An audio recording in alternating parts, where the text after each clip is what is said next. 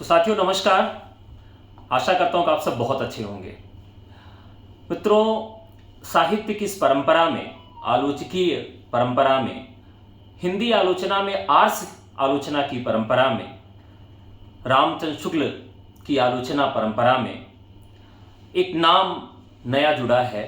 बहुत पुराना जो आलोचकीय ढांचा है जिसको बढ़ा गया था, गढ़ा गया था, अब नए पैमानों से उसे रचा जा रहा है। नई आलोचनात्मक प्रवृत्तियां जन्म ले रही हैं, नई आलोचना के टूल्स जन्म ले रहे हैं। एक ग्रंथ इन दिनों काफ़ी चर्चा में है, जिस ग्रंथ का नाम है, हिंदी में खास करके ऐसे अनुशासनों के बीच में ये ग्रंथ अपनी ख्याति को उद्बोधित कर रहा है, जयशंकर प्रसाद महानता के आयाम। जयशंकर प्रसाद महानता के आयाम, इस ग्रंथ पे हम लोगों ने एक सीरीज शुरू किया था जिसमें जयशंकर प्रसाद की सभी विधाओं पर चर्चा करने की बात हुई थी। इस परंपरा में और इस सेगमेंट में आज हम लोग कथा साहित्य पर चर्चा करेंगे। कथा साहित्य पर जब हम नाम ही लेते हैं, कथा साहित्य क्या है, इसकी चर्चा शुरू करते हैं, तो सबसे बड़ा नाम आता है प्रेमचंद का। प्रेमचंद के लगभग समकालीन कह सकते हैं। भाषा में भी देखें तो दोनों लगभग भोजपुरी के बेल्ट से अपना संबंध रखते हैं। एक शब्द में कहें तो पड़ोसी भी मान सकते हैं। कथा साहित्य में जिस समय प्रेमचंद लिख रहे हैं, उनके बरक्स जयशंकर प्रसाद जब अपनी कथा यात्रा शुरू करते हैं, वैसे ग्राम कहानी पर चर्चा होती है कि उनकी पहली कहानी है, इस पे आलोचकों का भेद मतभेद भी है। तो सबसे पहले मैं स्वागत करूंगा इस आर्ष परंपरा के आलोचनात्मक ग्रंथ जयशंकर प्रसाद महानता के आयाम के लेखक, आचार्य और मुंबई विश्वविद्यालय में इस समय पदस्थ हैं प्रोफेसर करुणाशंकर उपाध्याय सर का। उन्होंने हमारे बहुत अनुनय विनय के बाद एक सीरीज शुरू की और इसमें हमारा सपोर्ट भी किया। तो साथियों, इस परंपरा में आज हम लोग बात करने वाले कथा साहित्य पे, तो सर का बहुत बहुत स्वागत है। सर, आपने हमसे कहा था कि हम लोग इस पर पूरी बात करेंगे और बात करते जा रहे हैं, बात खत्म नहीं हो रही है। कथा साहित्य पर बात आज आके रुकी है। तो कथा साहित्य में कहानी और उपन्यास, अगर आपसे पूछा जाए कि जयशंकर प्रसाद को आप कहानीकार के रूप में देखते हैं क्या उपन्यासकार के रूप में देखते हैं? जैसे प्रेमचंद के लिए कहा जाता है कथा सम्राट, किसके लिए कहा गया? कहानियों के लिए कहा गया या उपन्यासों के लिए कहा गया या सम्यक रूप में कहा गया? वैसे जयशंकर प्रसाद पे अगर आते हैं हम, तो इन्हें कहानीकार कहा जाए या उपन्यासकार कहा जाए, या इसका कोई तीसरा ऑप्शन भी बन सकता है, तीसरा विकल्प भी बन सकता है? धन्यवाद अमरीश जी। देखिए, जब हम प्रसाद के कथा साहित्य पर विचार करते हैं तो प्रसाद जितने बड़े कहानीकार हैं उतने ही बड़े उपन्यासकार भी हैं। प्रेमचंद भी कहानीकार और उपन्यासकार हैं, लेकिन उनको उपन्यास सम्राट कहा गया, कथा सम्राट तो नहीं कहा गया जी। दूसरी बात यह है कि कहानियों के क्षेत्र में प्रसाद जी पहले आते हैं, प्रेमचंद बाद में आते हैं। 1910 में इंदु पत्रिका में ग्राम कहानी छपती है। 1912 में छाया संकलन आता है जिसमें 18 कहानियां संकलित थीं। तब तक प्रेमचंद का हिंदी साहित्य में कहीं अता पता नहीं था। प्रेमचंद 1915 में हिंदी साहित्य में आते हैं। तब तक प्रसाद की लगभग 25 कहानियां जो हैं छप चुकी थी। तो हिंदी कहानी के आरंभिक स्वरूप को अगर आकार और प्रकार देने का और उसे विकसित करने का श्रेय किसी को जाता है तो उसमें माधवराव सप्रे, चंद्रधर शर्मा गुलेरी और जयशंकर साथ का समन्वित नाम लिया जा सकता है। प्रेमचंद ने उसे विकास की प्रक्रिया से जोड़ा, लेकिन प्रसाद चूँकि पहले आते हैं इसलिए प्रसाद का बहुत सारा प्रभाव प्रेमचंद पर भी है। प्रसाद की कहानियाँ जो हैं प्रेमचंद को भी प्रभावित करती हैं। बहुत सारी कहानियाँ ऐसे हैं जहाँ आप उस प्रभाव को देख सकते हैं। जैसे छोटा जादूगर का प्रभाव जो है वह आप देख सकते हैं ईदगाह कहानी पर। इसी प्रकार से विराम चिन्ह का प्रभाव जो है आप ठाकुर का कुआं में देख सकते हैं। प्रसाद की मधुआ कहानी की छाया जो है आप कफन में देख सकते हैं। तो प्रेमचंद कहीं न कहीं प्रसाद से बहुत सारा प्रभाव ग्रहण करते हैं। जब उपन्यास पर हम आते हैं तो इनका जो कंकाल उपन्यास है यह हिंदी का पहला यथार्थवादी उपन्यास माना जाता है।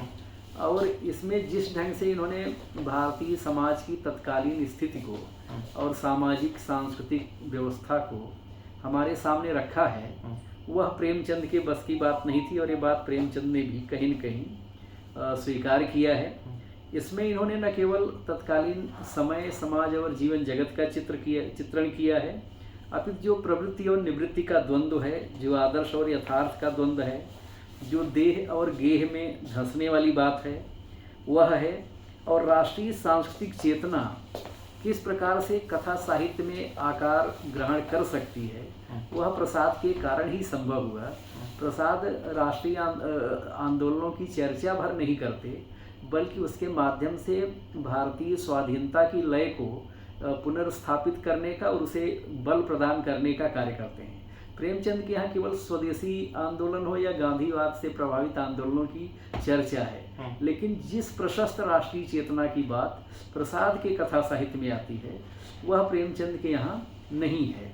कंकाल उपन्यास जो है, इस दृश्य से भी एक अंतर्दृष्टि और विश्व संदृष्टि संपन्न उपन्यास है, जिसमें प्रसाद ने अपने समय को, अपने समाज को, तत्कालीन परिवेश को, राजनीतिक, सामाजिक, सांस्कृतिक और धार्मिक विवर्तनों को, तमाम घटनाओं और संवेदनाओं को एक जादुई ऐन्द्रजालिक लोक के माध्यम से प्रस्तुत किया है। इनके कथा साहित्य का जो रूपात्मक तंत्र है वह बहुत ही अद्भुत है, इसीलिए मैंने इनकी कहानियों को शिल्प का ताजमहल कहा है। इस दृश्य से भी इनकी कहानियों को देखने की जरूरत है, क्योंकि इनकी कहानियों की जो अंतर्वस्तु है वह मानसिक आवेग हो, अंतर्द्वंद्व हो, जीवन मूल्य हो, एक इनकी जो इतिहास को आर पार देखने वाली भेदक दृष्टि है, वैयक्तिक और सामूहिक चेतना है, जो जिसको हम राष्ट्रीय चेतना या जातीय स्मृति कहते हैं, जो परंपरा निष्ठा है और देश प्रेम का जो एक उज्ज्वल स्वरूप होता है, उससे प्रसाद की कहानियाँ जो हैं पूरी तरह से संवलित हैं।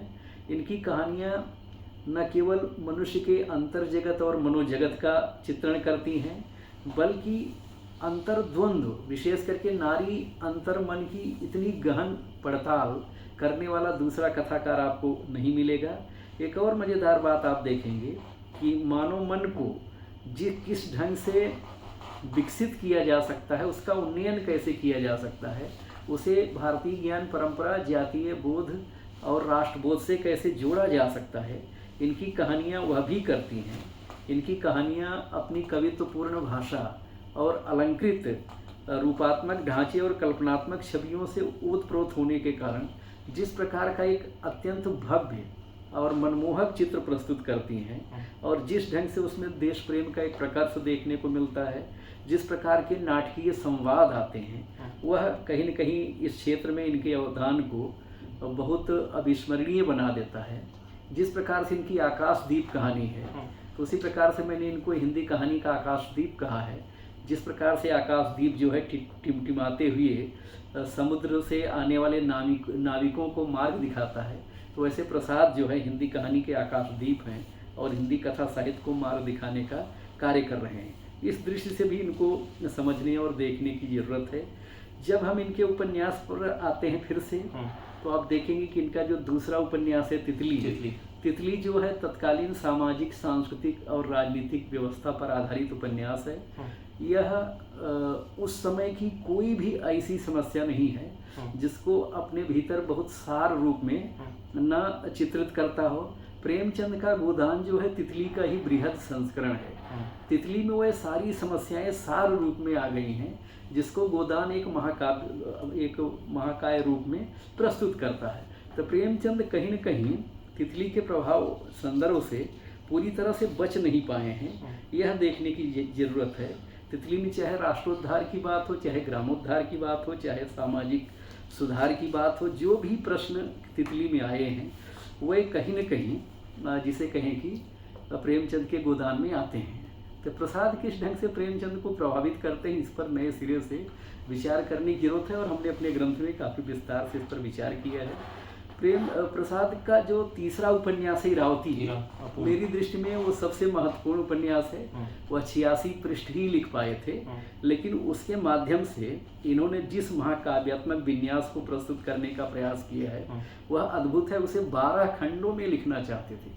अगर इनको दीर्घायु मिलती तो 12 खंड में अगर वह उपन्यास हो गया होता, संभव है कि हिंदी के सबसे बड़े कथाकार भी बन जाते। उसमें इन्होंने जिस ढंग से बौद्ध नरेश बृहस्पति मित्र के अत्याचार, उसकी कामुकता और बौद्ध धर्म की अकर्मण्यता एवं कायरता से पनप रही घुटन के बीच इन्होंने भारतीय मन में जिस ढंग से आत्मविश्वास को प्रतिष्ठित करने का कार्य किया है, वह तत्कालीन युगबोध और संदर्भों से जुड़कर और भी ज़्यादा प्रासंगिक और सार्थक हो उठा है। जो लोग प्रसाद पर केवल बौद्ध प्रभाव का संधान करते हैं, वह उनके मूल मर्म को समझ नहीं सके हैं। उनकी मूल चेतना भारतीय ज्ञान धारा और ब्राह्मण धर्म के उस दर्शन से अनुप्राणित है जो यह सत्यापित करती है कि राम एवं कृष्ण की तरह अन्याय एवं अत्याचार का विरोध शस्त्र उठाकर भी करना चाहिए। इसके माध्यम से वह नए युग की चुनौतियों के अनुरूप भारतीय ज्ञान परंपरा और चिंतन की जो ठोस आधारशिला रख रहे थे, उसे उन्होंने चाणक्य जैसे महामनीषी से कहलवाकर सिद्ध किया है कि ब्राह्मणत्व और कुछ नहीं बल्कि एक सार्वभौम शाश्वत बुद्धि वैभव है।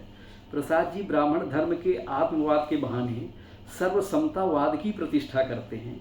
वे जिस प्रखरता से बौद्ध बिहारों में फैले दुराचार और बौद्ध शासकों की काम लोलुपता पर प्रहार करते हैं, इसका कोई सानी नहीं है। बौद्धों ने संपूर्ण देश को निवृत्ति की ओर ढकेल कर किस तरह बाह्य आक्रमणों के लिए अनुकूल वातावरण तैयार किया, इस पर वे बहुत प्रखरता से अपनी बात को रखते हैं। दूसरी महत्वपूर्ण बात यह है कि इस देश को कहीं न कहीं बाह्य आक्रमणों के अनुकूल परिवेश दे करके बौद्धों ने ही एक प्रकार से विदेशी आक्रांताओं को प्रोत्साहित किया। प्रसाद जी इसके साथ यह भी बताना चाहते हैं कि भारतीय मनुष्यता को जगाने के लिए भारत का जो आत्मवादी चिरंतन दर्शन है वही काम आएगा, उपनिषदों का दर्शन ही काम आएगा। इसलिए वह जिस भावभूमि पर खड़े होकर इरावती में भारतीय राष्ट्रीयता, जनजीवन और चिंतन धारा के मूलभूत प्रश्नों को उठाते हैं, उसके कारण यह 86 पृष्ठों का अधूरा उपन्यास भी जो है ऐतिहासिक महत्व का अधिकारी बन गया है। तो कहीं न कहीं प्रसाद के संपूर्ण कथा साहित्य को 2.5 उपन्यास हो या इनकी 70 कहानियाँ हैं, इनका समग्र मूल्यांकन नए सिरे से किया जाना चाहिए। उसका एक नया पाठ तैयार होना चाहिए और भारतीय ज्ञान धारा और ज्ञान परंपरा के आलोक में, नए प्रतिमानों के आलोक में अगर कोई सही मायने में भारतीय परंपरा का कथाकार है तो वह जयशंकर प्रसाद ही हैं। इस ढंग से इनका संपूर्ण मूल्यांकन इस ग्रंथ में हमने करने का प्रयास किया है। धन्यवाद। जैसे हम लोग बात करते हैं कहानी पर, उपन्यास में बात करते हैं, तो कथा वस्तु या पूरा कथा का जो शिल्प है जी, तो कथा शिल्प की दृष्टि से इनके कहानियों को, उपन्यासों को देखें, कहानी कला के तत्वों के आधार पर, उपन्यास कला के जो भी उन तत्वों के आधार पर देखें, तो इनका जो कथानक है वो मिश्रित सा लगता है, कहीं कल्पना है और कहीं इतिहास है। लेकिन कुछ लोग का आरोप है, आलोचकों का आरोप है कि इतिहास जीवी हैं, ब्राह्मणवाद का भी आरोप लगता है। इनके साथ साथ प्रेमचंद पर भी सामंत मुंशी तक उनको कह दिया गया। तो उस दौर में प्रेमचंद नून तेल की भाषा लिख रहे थे और प्रेमचंद पे आरोप लग रहा था कि इनकी भाषा जो है वो थोड़ी सी सहज नहीं है या साहित्यिक पृष्ठभूमि पर उनकी भाषा थोड़ा सा ऊपर है, आम जनमानस से ऊपर है। तो क्या इनकी भाषा में इस तरह की समस्या है? अगर इनके कथानक वो शिल्प में वो समस्या है कि आम जनमानस तक ये कहानियां कम पहुंच पाई हैं आलोचकों की दृष्टिकोण से, या जो आम पाठक हैं वो जयशंकर प्रसाद को कम जानते हैं और प्रेमचंद को अधिक जानते हैं। तो इसके पीछे आप क्या कारण समझते हैं और इस ग्रंथ में क्या इस तरह का कोई जवाब है? नहीं, इसका जवाब है इसमें। मुख्य बात यह है कि हिंदी आलोचना ने, विशेष करके वामपंथी और मार्क्सवादी आलोचना ने प्रसाद को उपेक्षित करने का पूरा षड्यंत्र किया है और उस षड्यंत्र का फल है कि सबसे विराट और बड़ा रचनाकार आधुनिक काल का जो है उपेक्षित रहा है। प्रेमचंद को उन्होंने जबरदस्ती अपने अनुकूल बनाया। प्रेमचंद भी आर्य समाजी और गांधीवादी रहे हैं, लेकिन वो उनकी कुछ बातों को पकड़ करके प्रगतिशील आंदोलन के सम्मेलन वाली अध्यक्षता के अध्यक्षीय भाषण को लेकर के उनको अपने अनुकूल सिद्ध करने का कार्य किया। जबकि प्रसाद की जो क्रांति धर्मिता है वह ज़्यादा सूक्ष्म और महीन है, वह सामान्य व्यक्ति की पकड़ में आने वाली नहीं है। प्रसाद ने प्रेमचंद की तुलना में ज़्यादा बड़े परिवर्तन और ज़्यादा बड़ी क्रांतियाँ की हैं। और वह विश्व जीवन को लेकर है, विश्व सभ्यता को लेकर है, सभ्यता विमर्श को लेकर है। उस बात को बहुत सारे आलोचक समझ नहीं पाते हैं। जहाँ तक लोकप्रियता का सवाल है तो प्रेमचंद ने एक प्रकार से हिंदी उर्दू मिश्रित भाषा का प्रयोग किया है, जिसको हिंदुस्तानी गांधी जी कहा करते थे।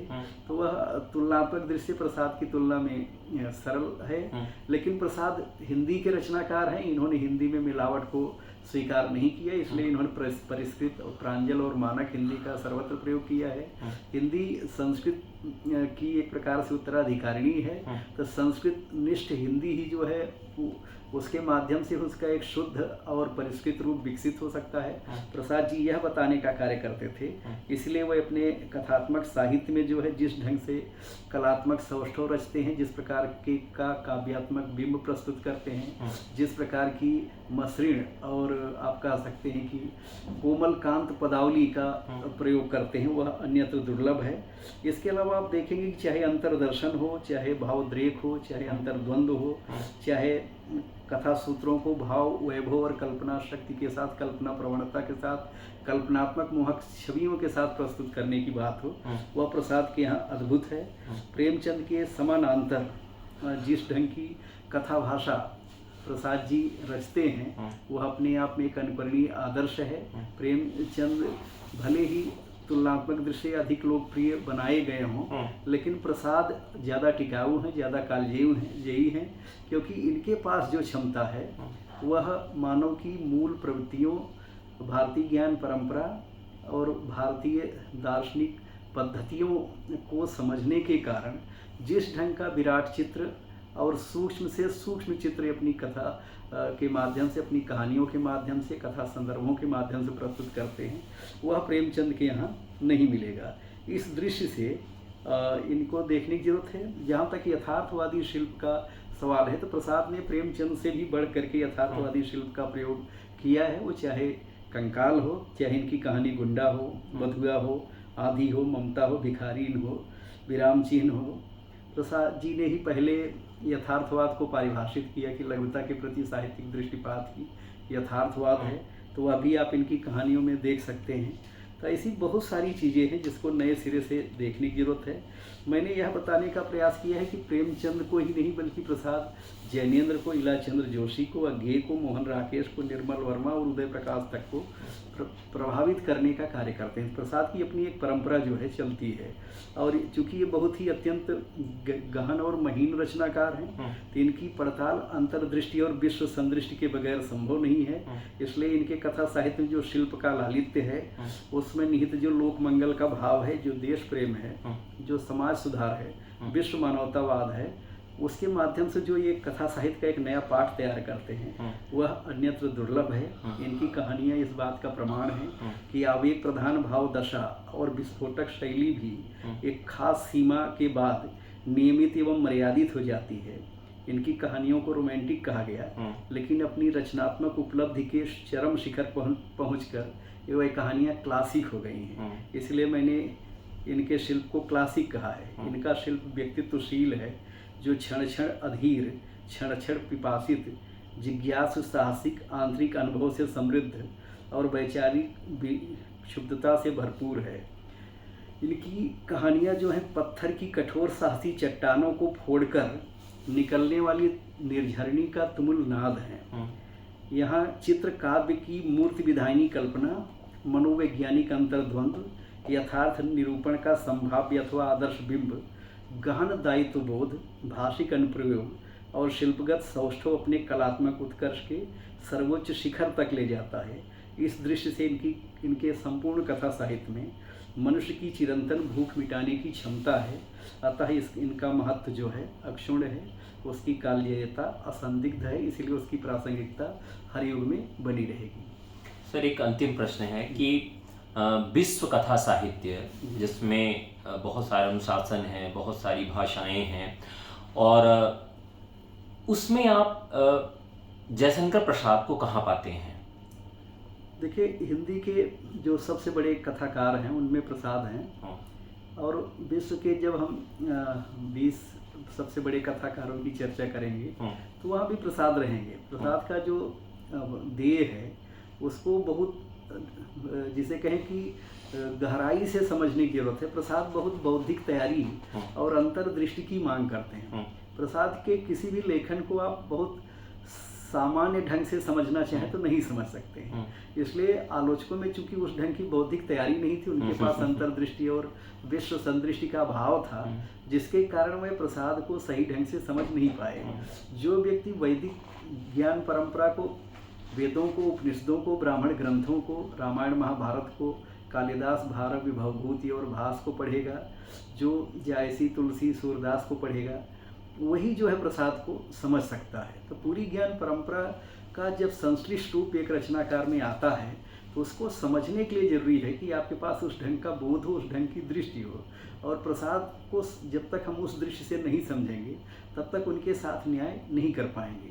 क्योंकि ये भारतीय ज्ञान परंपरा के रचनाकार हैं, इसलिए विश्व पटल पर इनको जो प्रतिष्ठा मिलनी चाहिए थी वह नहीं मिल पाई है। लेकिन कवि रूप में विश्व के 10 सबसे बड़े कवियों में हैं, और मेरा मानना है कि कथाकार के रूप में भी विश्व के 20-25 सबसे बड़े कथाकारों में इनका नाम आता है। सर बहुत बहुत धन्यवाद आपका। लेकिन अंत में एक फीडबैक आपको बताना चाहूँगा। एक साथी हैं हमारे, तो उन्होंने कहा कि ये ग्रंथ बहुत अच्छा है, लेकिन सर से कहिएगा कि इसकी टीका की भी आवश्यकता पड़ेगी। जिस प्रकार जयशंकर प्रसाद को समझना थोड़ा सा उतना आसान नहीं होता है अन्य साहित्यकारों की तुलना में, वैसे इस ग्रंथ के एक एक शब्द एक पारिभाषिक शब्दावली तैयार करते हैं, तो एक टीका की मांग हुई है। आप इसकी टीका या तो जो पाठक वर्ग है वहाँ से आए, या तो आपके तरफ से आए। कुछ शब्दावलियाँ हैं, कुछ आपके आलोचनात्मक टूल्स हैं, और कुछ अलग से आपने पारिभाषिक शब्दावलियों को भी इसमें निर्मित किया है। तो पाठक वर्ग ये चाहता है कि इस पर आप एक आलोचनात्मक या टिप्पणी या आप कह सकते हैं टीका, कुछ इस ग्रंथ से जुड़ी चीज़ आप उपलब्ध करवाएं। जी देखिए, अब इसमें जब कोई बड़ा आलोचक अपने आलोचनात्मक औजारों के साथ आता है तो वह नए प्रतिमानों की निर्मित करता है। तो हमने भी प्रसाद के मूल्यांकन के लिए और उनके महानता को सिद्ध करने के लिए गीता के 18 अध्याय की तरह 18 नए प्रतिमान निर्मित किए हैं जी। इसी प्रकार से कामायनी को महाकाव्य सिद्ध करने के लिए भारतीय काव्यशास्त्र, पाश्चात्य काव्यशास्त्र और कामायनी से निकलने वाले प्रतिमानों के आधार पर हमने कुछ नए प्रतिमान निर्मित किए हैं जो वैश्विक प्रतिमान हो सकते हैं जी। उसके आधार पर विश्व के किसी भी महाकाव्य को महाकाव्य सिद्ध किया जा सकता है। तो इन प्रतिमानों में जो जिस ढंग की हमने पारिभाषिक शब्दावली निर्मित की है, हो सकता है कि उसको समझने में कुछ लोगों को अभी कठिनाई हो जी। तो मैं यथासंभव उस पारिभाषिक शब्दावली को स्पष्ट करने का कार्य करूंगा। वैसे अगर कोई पढ़ेगा उसको तो हमने उसको पारिभाषित करने का भी कार्य किया है। जिस ढंग से आचार्य शुक्ल किसी शब्दबंध को उठाते थे तो पहले उसकी व्याख्या करते थे, तो हमने जिन प्रतिमानों को रखा है उनको भी समझाने का कार्य किया है। तो अगर कोई पुस्तक को सही ढंग से पढ़ेगा तो उसको कहीं कोई अड़चन नहीं आएगी। इसके अलावा अगर किसी को कोई परेशानी है तो वह मुझसे सीधे संपर्क करके अपनी परेशानी पूछ सकता है। बहुत बहुत धन्यवाद सर आपका। आपने हमारा विनय स्वीकार किया, और मैं आगे आपसे फिर से निवेदन करूंगा कि एक परिचर्चा हम लोग और रखेंगे जिसमें प्रसाद से संबंधित और इस ग्रंथ से संबंधित कुछ और टिप्पणियाँ होंगी। साथ ही साथ आपकी आने वाली और जो पुस्तकें हैं, आपका जो लेखन कार्य है वो लगातार अनवरत चल रहा है, तो उस पर भी चर्चा हमारी जारी रहेगी। तो साथियों, ये आपको एपिसोड कैसे लगा जरूर बताइएगा। साथ ही साथ आप ये भी कमेंट करके बताइएगा कि जयशंकर प्रसाद महानता के आयाम पुस्तक आपको कैसी लगी, और इस एपिसोड में आप और क्या देखना चाहते हैं, किस टॉपिक पर वीडियो चाहते हैं। तो आप सबके प्रतिक्रियाओं का इंतजार रहेगा। बहुत बहुत धन्यवाद। नमस्कार। धन्यवाद। बहुत बढ़िया। क्या मुझे भी वो चीज़ें क्या